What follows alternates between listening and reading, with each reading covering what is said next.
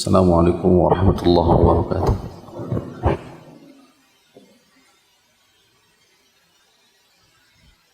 Innal hamdalillah nahmaduhu wa nasta'inuhu wa nastaghfiruh wa na'udzu billahi min syururi anfusina wa min sayyiati a'malina may yahdihillahu fala mudilla lahu wa may yudlilhu fala hadiya lahu.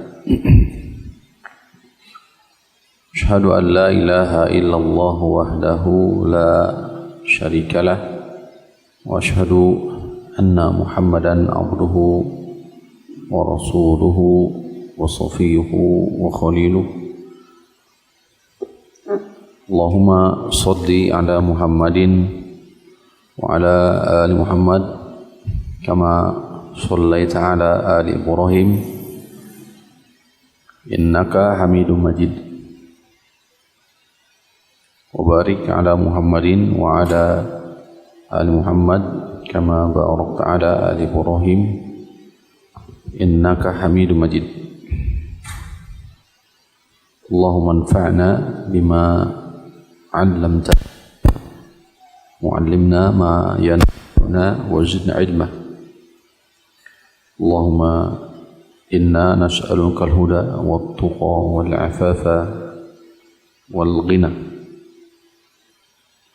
Allahumma inna nas'aluka ilman nafi'a wa rizqan thayyiba wa amalan mutaqabbala. Allahumma amin.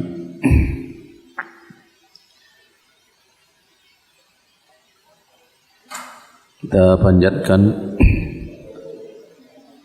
puji dan syukur kita kepada Allah Subhanahu wa ta'ala jalla fi'ula.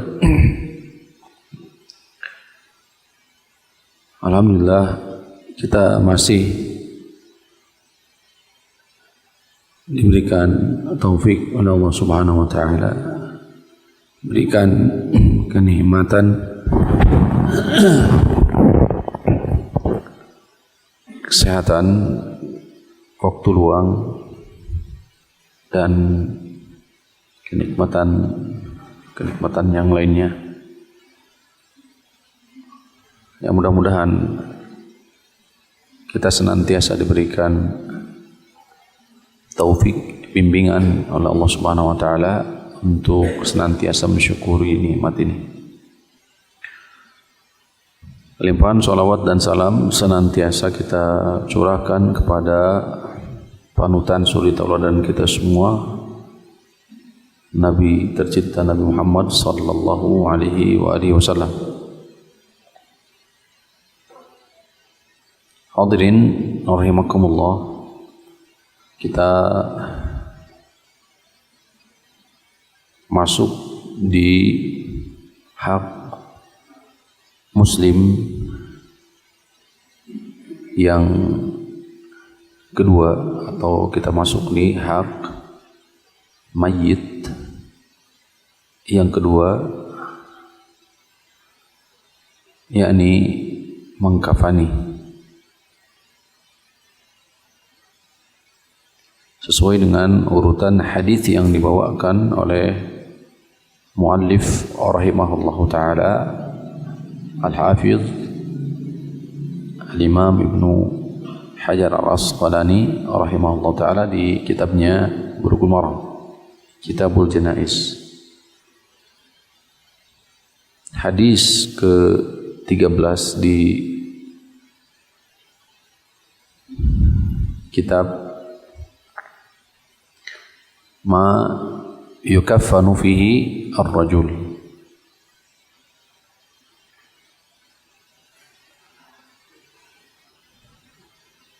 Sesuatu yang dijadikan sebagai kain kafan untuk jenazah. Hadirin rahimakumullah, pada kesempatan kali ini kita akan berbicara tentang kaifiyatu, bagaimana sifat dari kain kafan, kemudian juga sifat mengkafani. Mu'allif rahimahullah ta'ala membawakan beberapa hadis berkenaan dengan hal ini. Hadis yang pertama, hadis dikeluarkan oleh Imam Al-Bukhari, Imam Muslim, sehingga Al-Hafidh mengatakan muttafaqun alaih. Disepakati hadis ini pengeluarannya oleh Imam Bukhari, Imam Muslim, dari Ummul Mukminin Aisyah radhiyallahu taala anha. Hadis ini dibawakan oleh Imam Al-Bukhari di kitab Al-Janaiz, wa awwaluha, di awalnya, babu siyabi al-baidu lil kafan. Baju putih itu untuk kain kafan. Bab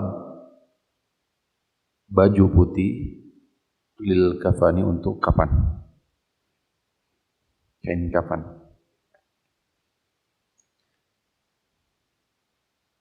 Setelah beliau membawakan hadis Aisyah radhiyallahu ta'ala anha, qalat, beliau menuturkan, kuffina Rasulullah sallallahu alaihi wasallam fi thalathati athwabin biyadin suhuliyatin min kursuf.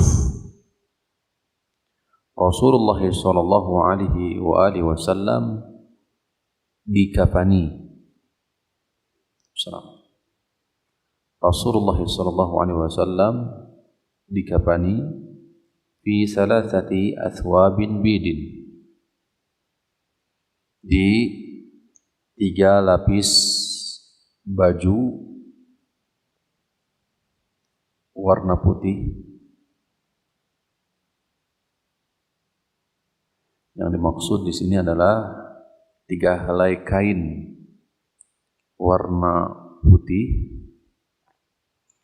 sahuliyah min kursuf. Sahuliyah nisbah ila sahul, satu daerah di Yaman, qaryatun min Yaman, menunjukkan jenis dari kain yang dipakai untuk mengkafani Rasul. Kain putih suhuliyah, buatan Yaman, min kursuf ay al-qutn,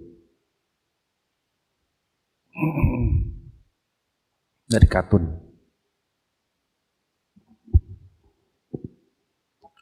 Laisa fiha qamisun wala imamatun. Tidak ada di dalamnya qamis, gamis, wala imamah, serta imamah. Rasul sallallahu alaihi wasallam tidak dikenakan gamis, baju, wala imamah, serta imamah, penutup kepala yang mengelilingi kepala.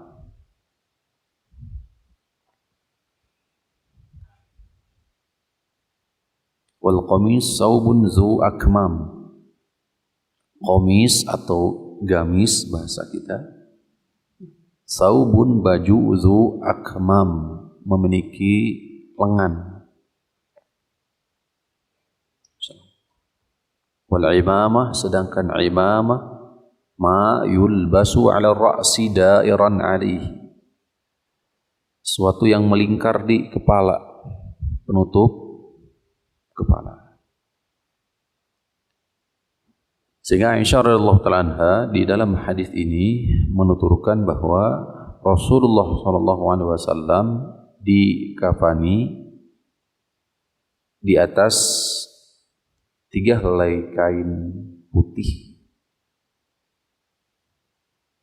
suhuliyah, yang terbuat dari atau di daerah negeri Yaman, min kursufin, dari kain katun. Laisa fiha qamisun wala imamah, tidak mengenakan baju gamis atau penutup kepala. Hadirin rahimani wa rahimakumullah, hadis ini adalah umdah. Hadis ini merupakan umdah dalam bab takfin al-mayyit. Hadis ini merupakan hadis utama dalam bab mengkafani mayit.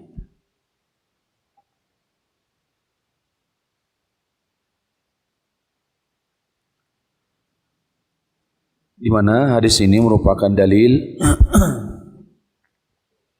masyru'iyyati takfinir rajul fi thalathati suwabin.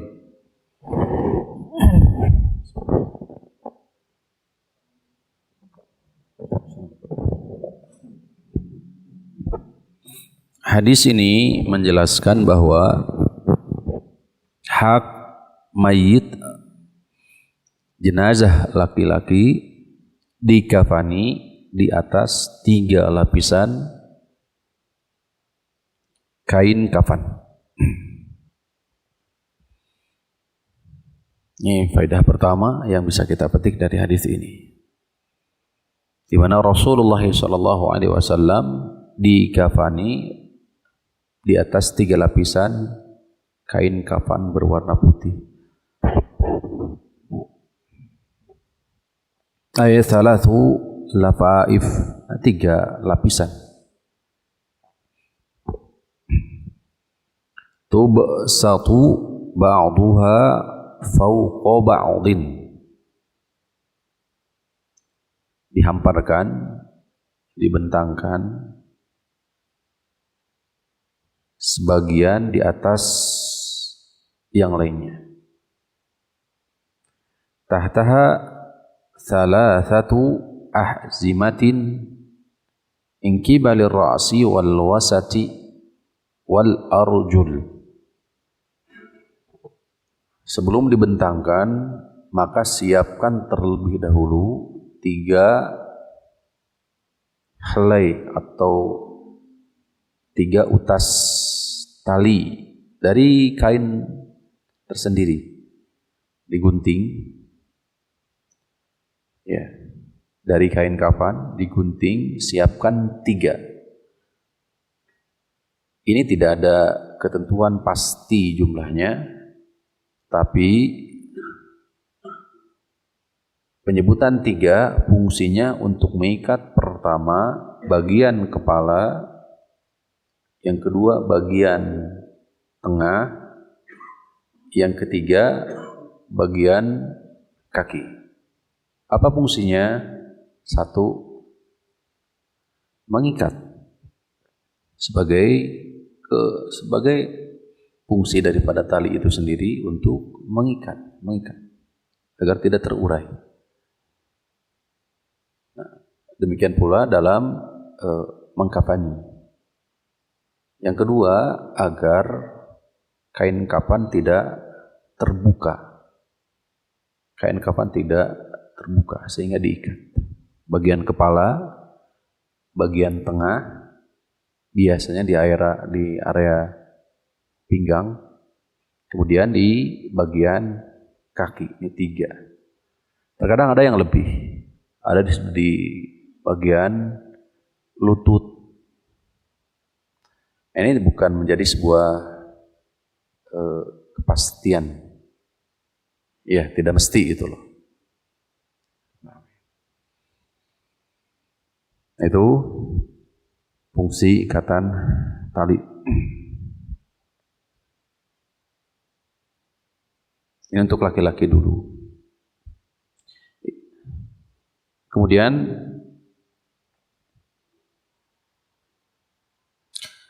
litu akida alal kafan, untuk mengikat kafan, li'alla tansyara al-lafaifu wa tatafarraqa, agar ini lapisan atau kain kapan tidak terbuka, tidak lepas. Wa tuhallu fil qabr,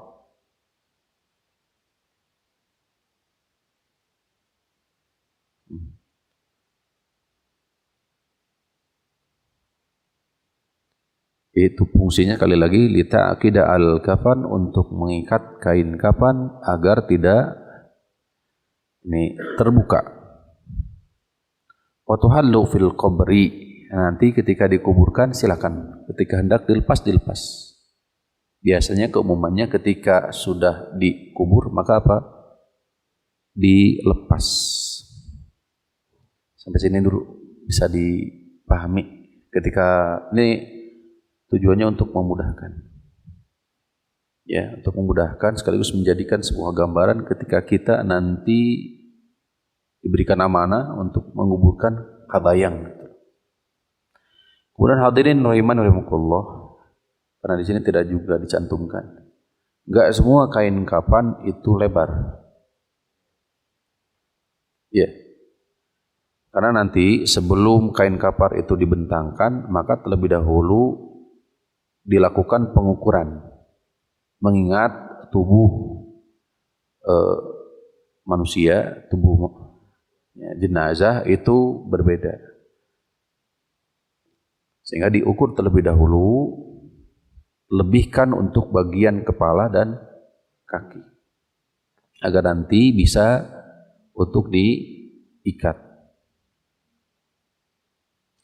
Kemudian disebutkan untuk jenazah laki-laki Muslim 3 helai ini kain kapan.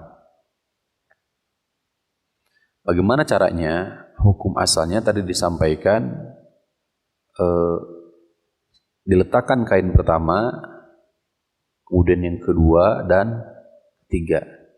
Hanya saja biasanya lebarnya itu tidak, tadi ukurannya panjang. Kalau lebarnya kurang lebih berapa? Biasanya ukuran kain. Sehingga terkadang kalau dilipat itu tidak cukup. Ya, bisa dipahami ya.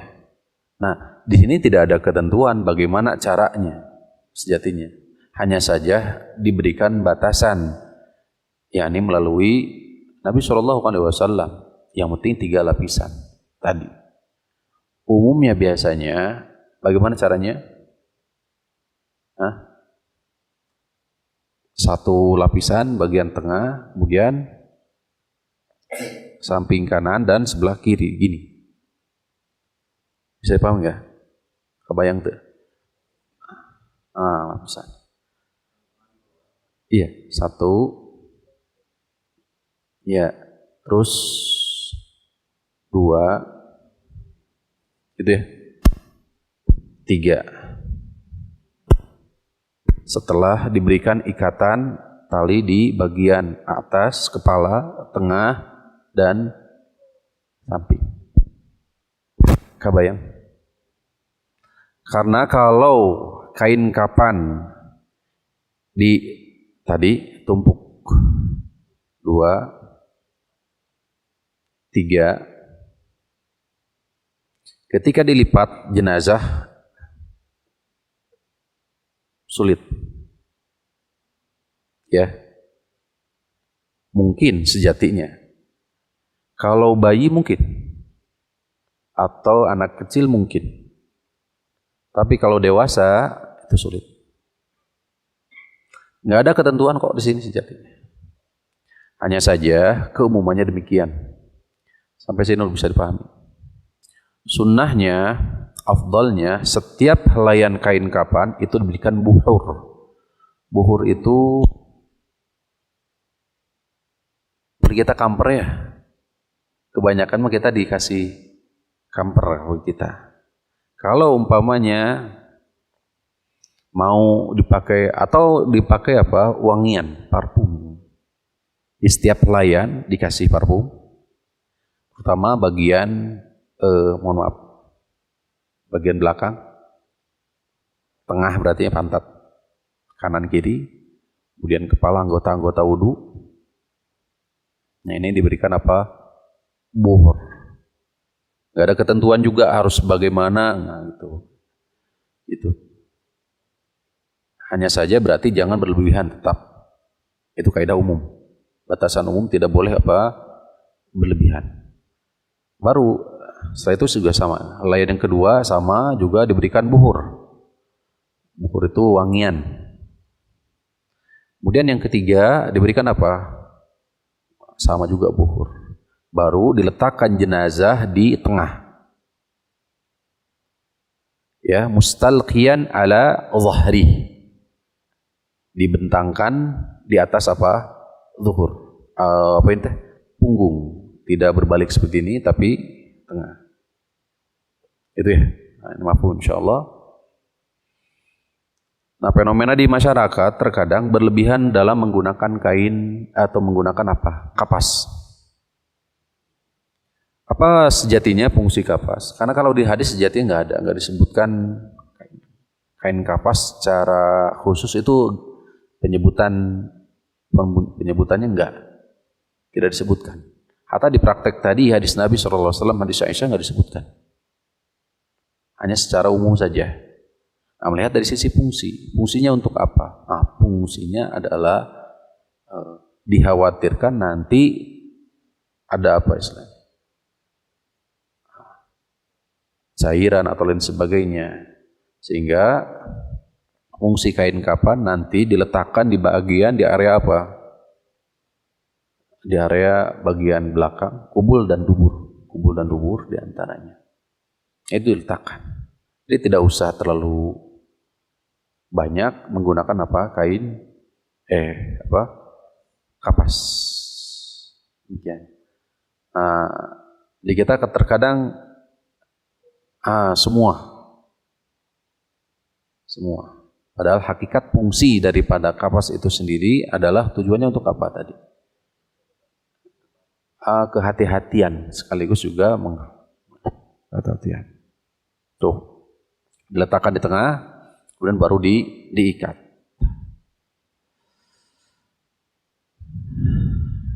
Untuk laki-laki. Setelah diikat, langsung praktek ya. Gambarannya saja dulu supaya kegambar. Tengah simpan di buhur pakai wangian. Kemudian sama demikian juga yang ketiga diletakkan di tengah. Setelah itu diikat. Pertama pegang bagian kanan. Ujung kanan dari kepala, ujung kanan dari kaki, terus dilipat.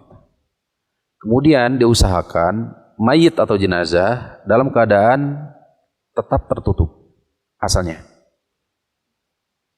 Ya, terlebih aurat.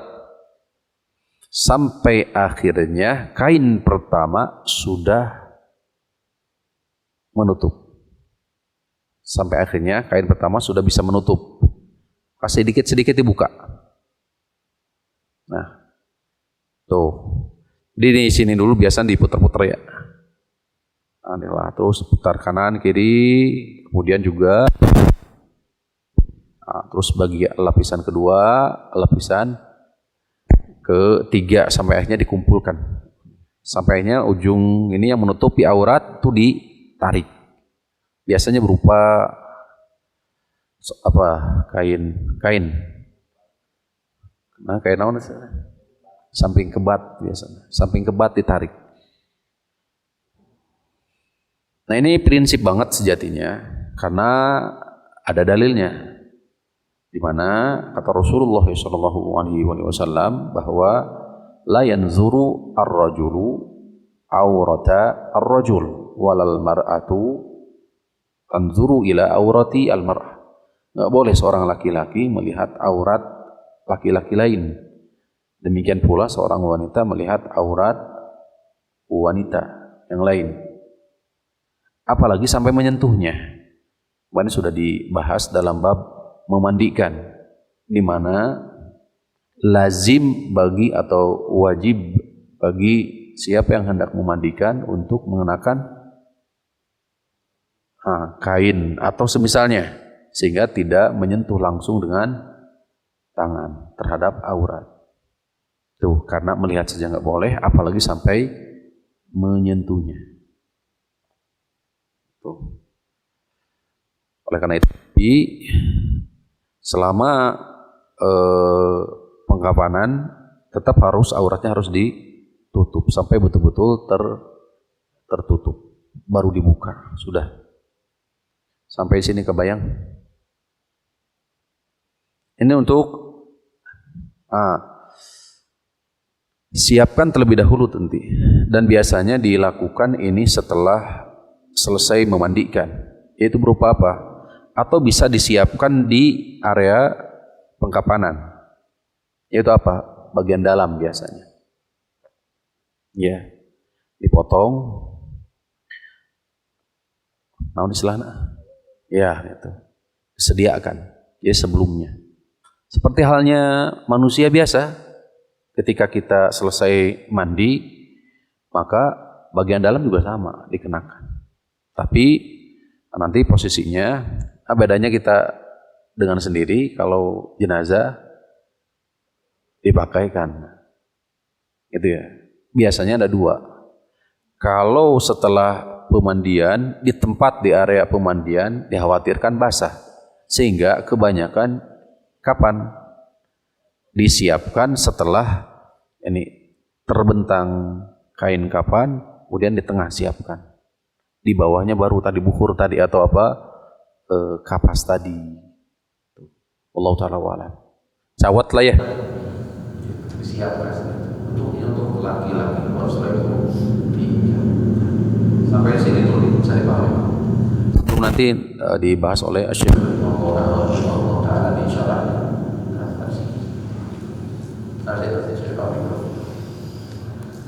Jadi minimal kayak kawani, kayak gambaran untuk apa mengungkapkan. Sekarang untuk wanita ada sedikit perbedaan. Ini juga dibahasnya. Sejatinya memang tidak ada perbedaan antara laki-laki dan perempuan, karena sekali lagi hadis Aisyah ini jadi pundak, jadi pokok landasan dalam masalah kafan. Jadi hadis Aisyah ini merupakan pemuda pokok dasar di dalam pengkafanan. Hanya saja terdapat dalil yang lain yang insya Allah nanti kita sampaikan pula, yang dianggap oleh para ulama dalil tersebut dianggap munqati atau termasuk kategori di mana menyebutkan bahwa untuk wanita khusus itu bukan 3, tapi berapa? 5. Menurut Allah hanya saja pakai yang begini di runut.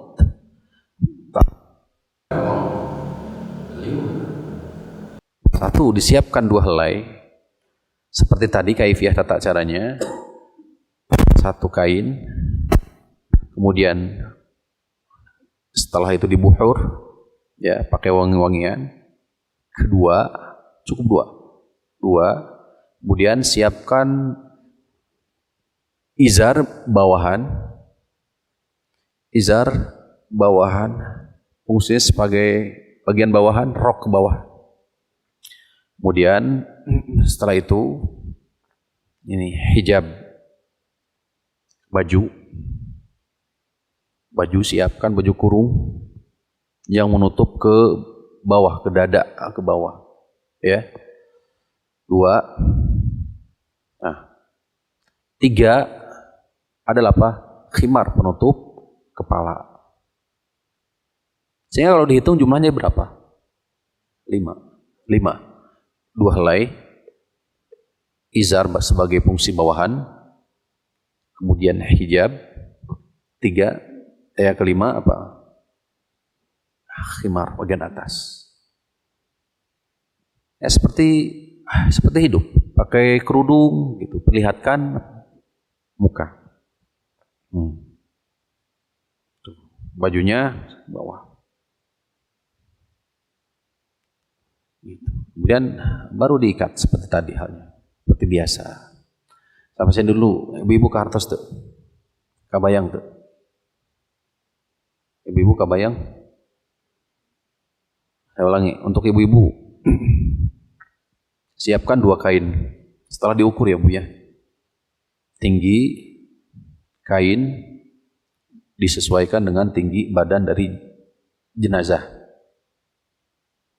Setelah itu sama, siapkan 2 atau 3 utas tali minimal.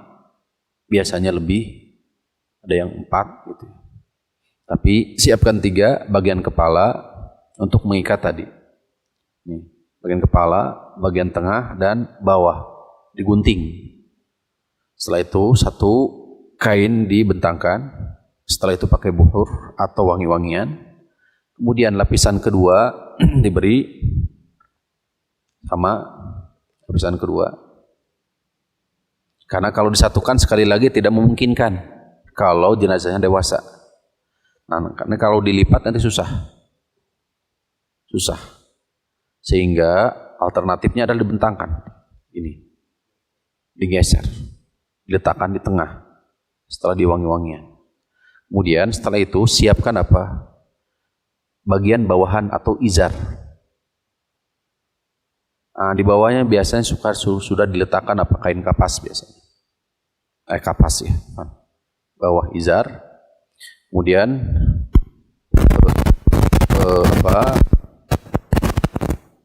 abah ya, baju itu apa?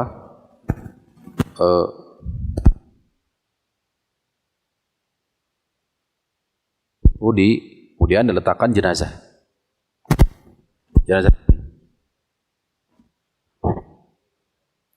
Nah, tutup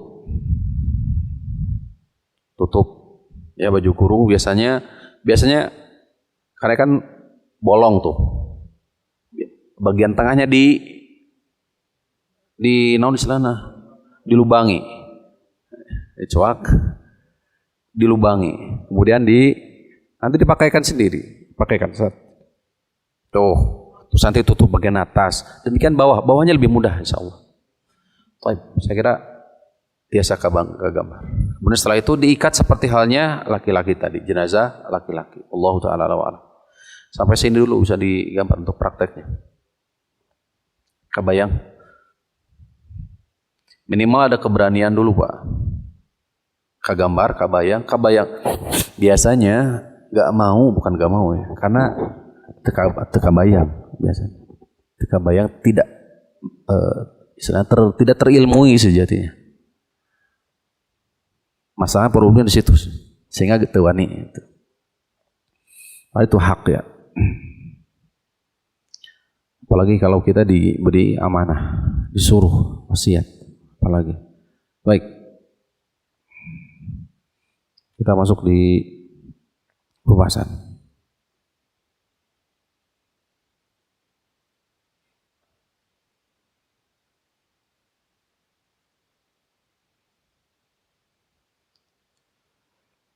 Fayuta bil mayyiti masturun wujuban minas surrati ila rukbati. Ini menceritakan jenazahnya adalah laki-laki karena Rasulullah SAW maka diberikanlah penutup wajib hukumnya minas surrah, bagian dari surrah ini pusar sampai ke rukbah, lutut. Wa yud'u fawqa al-lafaifi mustalqiyan, diletakkan di bagian atas seperti tadi ya, di tengah, li'annahu ashalu li'idrajihi fih, itu lebih memudahkan. Id law wudi'a ala janbihi, karena jika diletakkan mayit di atas kain kapan menyamping tuh, lan qalaba, akan terbalik tigubraga jenazah. Wasara fi idrajihi syai'un min as-su'ubati, sehingga ketika dibalikan itu sulit. Summa yaruddu tarful lafaifi al-ulya, kemudian ditarik bagian atas kanan min ala syakkihi al-aiman wa yuraddu ala tarfi al-aiman ala syakkihi al-aisar. Ditarik ke sebelah kiri ke sini. Jadi cing tarik ke sebelah kiri, pangkak kiri sampai diputar. Summa tushabu as-sutrah. Ya, ditarik sebelah kanan berarti sudah mulai tertutup. Kiri juga sama, sudah ketutup kan sebelah tuh. Tarik sutrah. Ya, penghalang tadi yang bagian area dari pusar sampai lutut sudah tarik. Itu di ikatan pertama. Haitsu yusbihu jasadul mayyiti qad ghuttiya, di mana jasad mayit sudah tertutup. Wa hadha huwal afdal, ini lebih utama fi adadil aswab. Ini adalah jumlah terbaik, jumlah paling afdal dalam jumlah yani kain. Allati yukfanu fiha ar-rajul, laki-laki. Fa in kuffina fi thawbin wahidin yasturu jami'ahu ajza dzalika. Kalau seandainya ditutup hanya dengan satu helai pun sejatinya dibolehkan. Al-muhim cukup apa? Satu kan. Bisa menutup. Wa qad taqaddama fi haditsil ladzi waqa'a an rahilatihi fi Arafah annahu kuffina fi thawbain. Ini telah datang hadis membicarakan tentang sahabat yang terjatuh di Arafah, di mana kata Nabi sallallahu alaihi wasallam igsiluhu bima'in wa siddin wa kaffinuhu bi thawbain, dan berilah kain kapan kepadanya dengan dua helai, yaitu dengan pakaian bagian yani rida dan izar, bagian atasan dan bagian bawahan. Hadis pertama. Hadis kedua, jawazu takfinil fil qamis, bolehnya mengkafani dengan gamis. Qamis ini gamis. Lamma tuwfi Abdullah ibn Ubay, ketika Abdullah bin Ubay wafat, meninggal. Siapa? Abdullah bin Ubay bin Salul. Siapa? Tokoh munafik. Ja'a ibnuhu ila Rasulillah, putranya datang kepada Rasulullah sallallahu alaihi wasallam, Abdullah. Ya, putranya dari siapa? Abdullah bin Ubay bin Salul datang kepada Nabi sallallahu alaihi wasallam. Faqala a'tini qamisaka, tolong berikan kepadaku bajumu. Ukaffinhu fihi, aku berikan kapan dengannya. Bisa dipahami? A'tini qamisaka, berikanlah bajumu. Ukaffinhu fihi, aku berikan kapan, aku bungkus dia dengan kain kapan. Dengan baju siapa? Rasulullah. Fa'atahu iyyahu, kemudian Nabi SAW memberikan kepadanya. Sekali lagi, kata Ibnu Umar, ketika Abdullah bin Ubay meninggal, kemudian datanglah putranya kepada Rasulullah SAW memohon agar diberikan apa? Baju, dan beliau ingin mengkafani ini ayahnya Abdullah bin Ubay, dikafani dengan baju siapa? Rasulullah SAW. Maka Nabi SAW memberikan. Di riwayat Imam Muslim, sababu al-wurud hadis ini, anna Abdullah bin Ubay lamma tuwfiya ja'a ibnuhu ila Nabi sallallahu alaihi wasallam faqala ya Rasulullah, seperti tadi di atas, wassalli alaihi, lanjutannya, tolong salatkan dia, permohonan anaknya, wastaghfir lahu, mohonkan ampunan untuk dia. Fa'atahu an-nabiy sallallahu alaihi wasallam qamisahu, maka Nabi sallallahu alaihi wasallam memberikan. Faqala adzinni usalli alaihi, adzinni usalli alaihi, izinkan aku untuk salat, menyolatinya. Falamma arada an yusalliya, ketika beliau sallallahu alaihi wasallam hendak menyolatkan Abdullah ibn Ubay, Rais al-Munafiqin, tokoh orang munafik, jazibahu Umar bin Al-Khattab menarik. Ditarik oleh siapa? Umar bin Khattab. Nabi SAW ditarik. Qala alaysa qad nahakallah an tusalli 'alal munafiqin? Bukankah Allah telah melarang Anda untuk salat, untuk mensolati orang-orang munafik? Ini Umar bin Khattab ya. Faqala ana baina khairatain. Aku berada di antara dua pilihan. Qala ta'ala, kata Nabi sallallahu alaihi wasallam, astaghfir lahum au la tastaghfir lahum. Aku ampuni mereka ataupun tidak, sawaun, sama aja. Jadi Rasulullah SAW mau sholat, mau memohonkan ampunan atau tidak, maka sama nasibnya di hadapan Allah Subhanahu wa taala. Wasalla alaihi. Akhirnya Rasulullah sallallahu alaihi wasallam pun mensolati Abdullah bin Ubay tadi, tokoh munafik. Fa nazalat, maka turunlah firman Allah Subhanahu wa taala, wala tusalli ala ahadin minhum mata abada. Sebab nuzul dari ayat wala tusalli ala ahadin. Jangan kamu salat, jangan kamu mensolati seseorang di antara mereka mata abada, yang sudah mati selama-lamanya. Ini sabab nuzul dari ayat. Jangan kamu mensolatkan orang yang sudah mati selamanya. Siapa yang dimaksud? Abdullah bin Ubay bin Salul. Enggak boleh, larangan. Sabab nuzul dari ayat ini. Nah, munasabahnya dengan siapa? Tadi Umar bin Khattab. Subhanallah, Umar bin Khattab. Hadis ini jadikan dalil bahwa jawazut takfini fil qamis, bolehnya mengkafani dengan gamis, baju. Tadi kan qamis zawatul akmam, memiliki ini lengan. Li ghardin syar'iyyin, dengan maksud syar'i.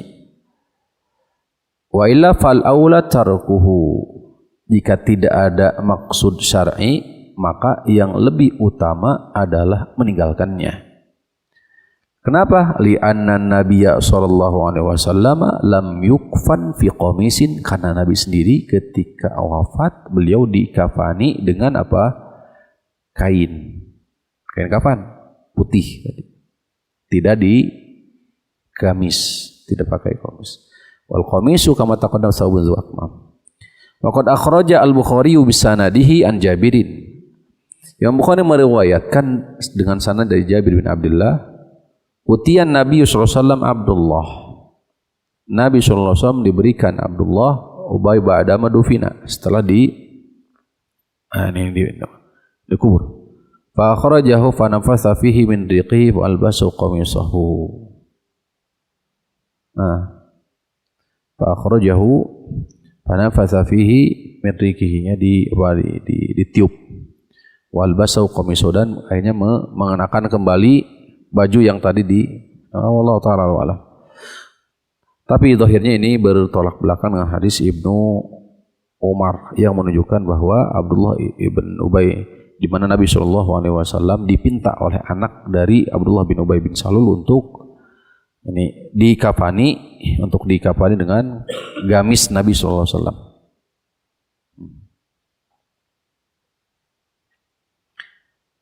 Jadi zahirnya di hadis ini bahwa Abdullah bin Ubay bin Salul tidak dikafani dengan baju dari Nabi Shallallahu Alaihi Wasallam, tuh, tidak dengan gamis, gitu zahirnya. Tapi bertolak belakang dengan hadis yang di atas, yaitu hadis Abdullah bin Umar. Ada jawaban dari Hafidz Ibnu Hajar, anna ma'na qawli fi hadis Ibnu Umar fa'atau ay an'im lahu bidzalika. Nikmati, silakan, diberikan oleh Nabi SAW.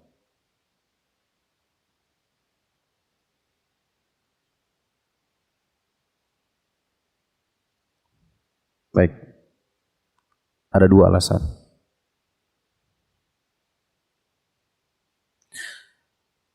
Ma akhrajahu al-Bukhari, kenapa Nabi SAW memberikan kain kapan? Memberikan bajunya, jadi menerima permintaan dari anak dari Abdullah tadi.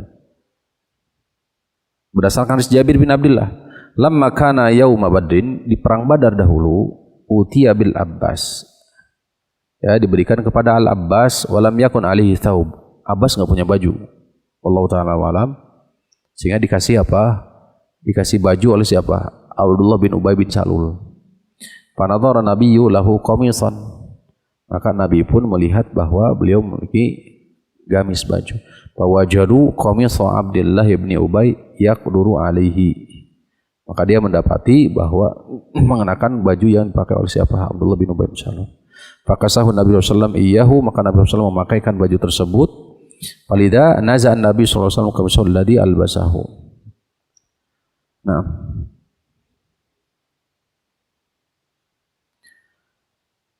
wa yakunul ghaddu min takfinihi fi qamisi amrayni. Jadi tujuan Nabi SAW memberikan gamisnya itu dua. Satu, mukafa'atu ibni Salul lima ahsana ila amhi al-Abbas bikisaihi lahu.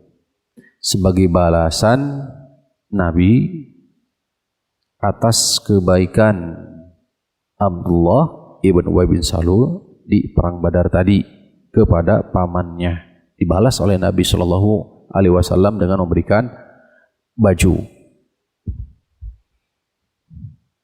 pada Abdullah tadi, putranya. Yang kedua, tatyibu khatiri ibnihi. Yang kedua adalah memperhatikan keberadaan putranya, sahabat. Putra dari Abdullah As-Sahabiyul Jalil lamma talaba dzalika minan Nabi, ketika beliau minta dari Nabi SAW. Jadi ada dua sisi kenapa Nabi SAW memberikan baju gamis tersebut kepada Abdullah bin Ubay bin Salul. Pertama, sebagai bentuk balasan kebaikan Abdullah bin Ubay bin Salul pernah berbuat baik terhadap paman Nabi SAW, dibalas. Yang kedua, memperhatikan keberadaan dari putranya.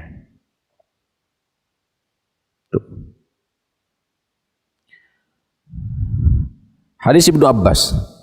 Anna Nabiy sallallahu alaihi wasallam qala albisu min thiyabikum bayad. Pakaikan. Albisu, pakailah, min thiyabikum, dari pakaian kalian itu al-bayad, berwarna putih. Fa innaha min khairi thiyabikum, karena itu adalah baju terbaik kalian, baju paling baik kalian berwarna apa katanya? Putih. Wa kaffinu fiha mautakum, dan berikanlah kain kapan, atau jadikanlah ia sebagai kain kapan terhadap siapa? Mayit kalian, jenazah kalian. Wa kaffinu fiha, dan letakkanlah jenazah kalian di atas kain kafan berwarna apa? Putih tadi. Rawahul khamsatu, hadis diriwayatkan oleh 5 kecuali Imam An-Nasai dan disahihkan oleh Imam At-Tirmidzi. Ini ada beberapa pendapat tentang kedudukan dari hadis ini walaupun disahihkan oleh Imam At-Tirmidzi. Hadis ini jadikan dalil bahwa istihbabu lubsis saubil abyad fi halil hayah, anjuran untuk mengenakan baju putih semasa hidup. Jadi anjuran untuk mengenakan baju putih semasa hidup. Ini untuk laki-laki ya, harus apa? Untuk siapa? Laki-laki. Karena berbeda hukumnya dengan wanita, perempuan. Fa yadkhulu fi dzalika lubsul qamisil abyad wal ghutrah al bayda. Maka termasuk gamis putih, wal ghutrah bayda, dan juga gutrah. Ini orang Arab berarti. Penutup apa? Kepala berwarna apa? Putih. Liqaulihi fa innaha min khairi thiyabikum. Karena Nabi SAW mengatakan, karena itu adalah baju terbaik kalian. Baju terbaik kalian itu adalah warna apa? Putih. Di hadis Samrah, fa innaha atharu, lebih suci, wa atyabu, dan lebih baik. Wa dzalika li'annahu yadharu fiha adna wasakhin. Karena dengan pakaian putih itu ini kotoran sekecil apapun bisa nampak. Berbeda dengan warna lain. Tuh. Sehingga dengan baju putih itu kalau ada kotor umpamanya entah itu sebab air atau apa, cepat terlihat. Itu salah satu alasannya. Faqad labisa Nabi SAW ghairal abyad. Dan pada prakteknya Nabi SAW,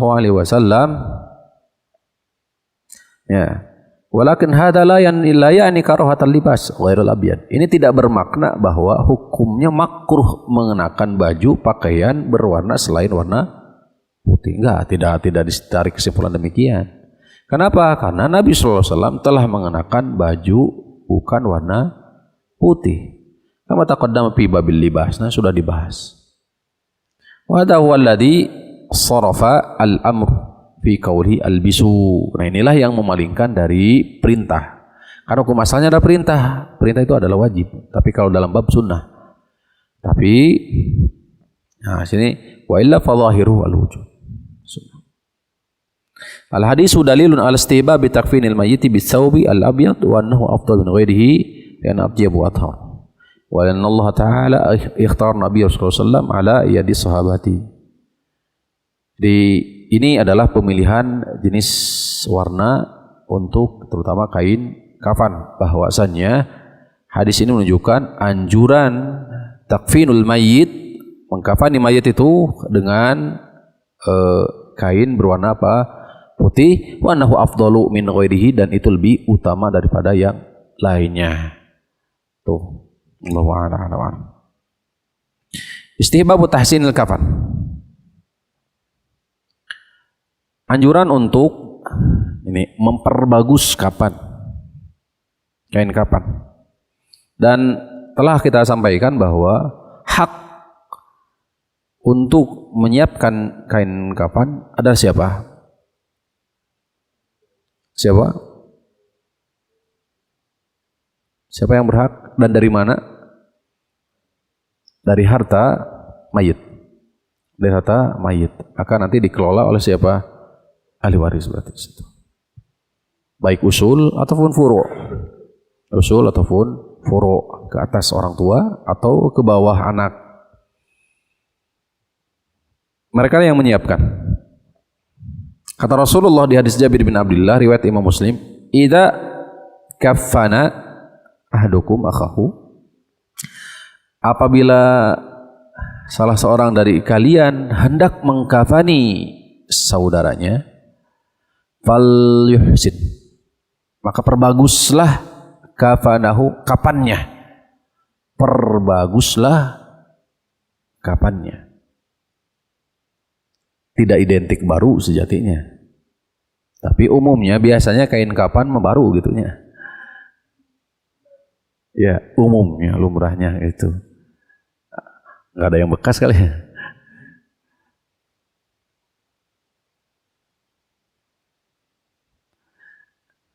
Al-hadisu dalilun ala anna tahsin kafanil mayyiti amrun matlub. Ini menunjukkan bahwa memperbaik kain kafan itu adalah perintah. Wa dzalika bi ayyakuna hasanan fi dzatihi.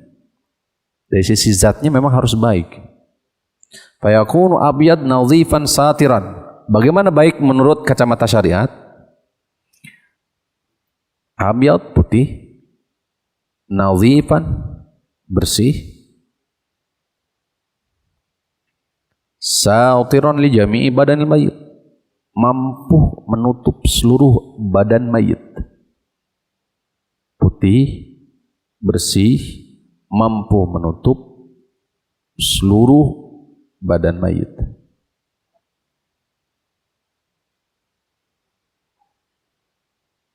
Qala al-Baghawi, Imam Baghawi berkata, al-muradu min hadha tahsin huwa al-bayad wan nadhafa la kaunuhu murtafi'an thaminan.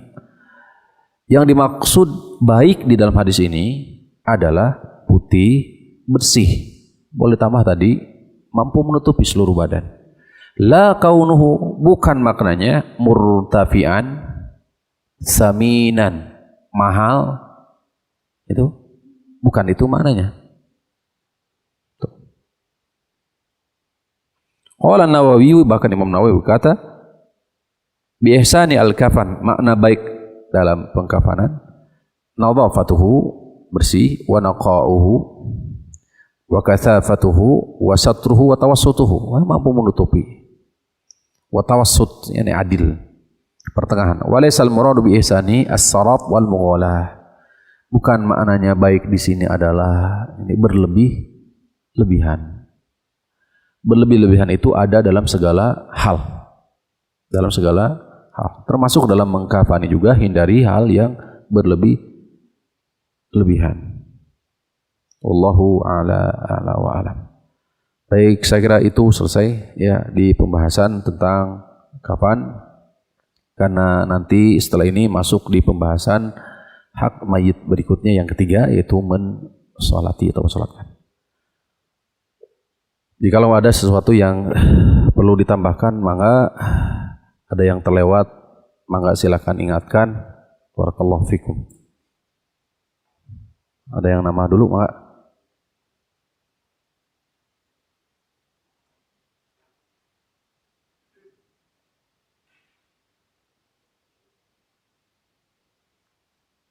Baik.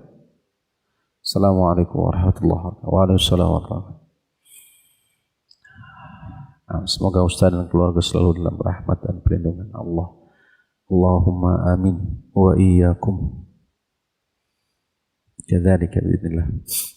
Afwan Ustaz, kalau jenazah bayi atau anak-anak belum balik, bolehkah dimandikan sebagaimana ketika mereka dimandikan semasa hidupnya? Ya juz, boleh, dan ini berlaku baik untuk laki-laki atau perempuan. Artinya jenazahnya anak laki-laki umpamanya di bawah balik, maka ini boleh dimandikan oleh laki-laki, sebagaimana juga boleh dimandikan oleh siapa? Perempuan, boleh.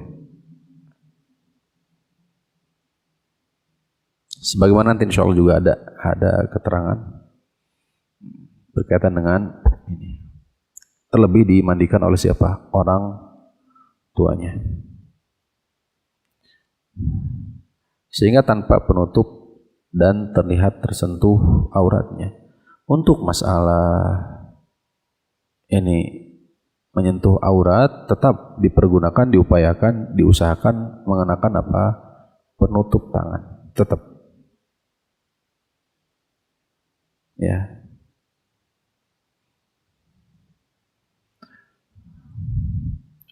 Tetap untuk kehati-hatian tetap saja ditutup. Ya. Walaupun usianya umpamanya tamyiz di bawah dari baligh, ya. Akan tetapi tetap dari sisi nazar mungkin melihat itu bukan bagian dari, secara umum memang termasuk kategori aurat, maka tetap ahsannya wallahu a'la wa alam tetap ditutup, tetap ditutup, kecuali kalau umpamanya bayi seperti itu berbeda tentu hukumnya. Allah taala wa alam ya. Nanti bakal nyambung dengan mengkafani juga. Mengkafani juga bayi umpamanya di usia balita 5 tahun ke bawah, ya. Allah taala wa alam. Saya melihat ya tidak masalah seperti itu. Tapi ihtiyat untuk kehati-hatian karena waro itu ada tuntunan, tetap diberlakukan untuk menutup. Allahu a'lam wa alam. Di ayat sejatinya balaghal hulum man lam yablugh al hulum, siapa yang belum sampai ke baligh itu bukan bagian dari aurat. Hukum asalnya. Wallahu taala wa alam. Tapi barangkali ada tambahan yang perlu ditambah, ada yang tadi luput.